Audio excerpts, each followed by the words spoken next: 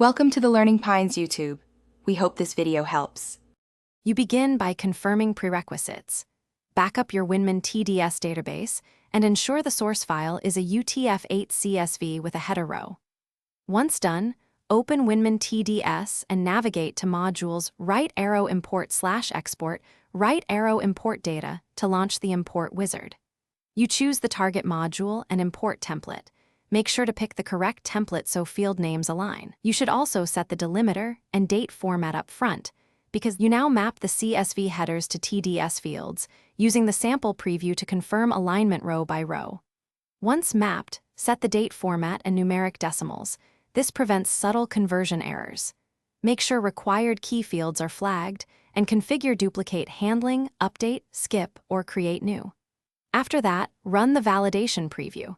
It shows parsing errors and row counts, so you can fix format or missing key issues before any changes are written. You should always run a small test import into a non-production company first. Inspect records and totals. Once satisfied, execute the full import and monitor progress. When complete, open the import log and reconcile affected records against your backup or reports. If something goes wrong, stop and restore from the backup you made. Common culprits are wrong encoding, incorrect delimiter, or mismatched date formats. In that case, adjust the CSV and mapping, then rerun the test. Thanks for watching. Consider subscribing if we helped you.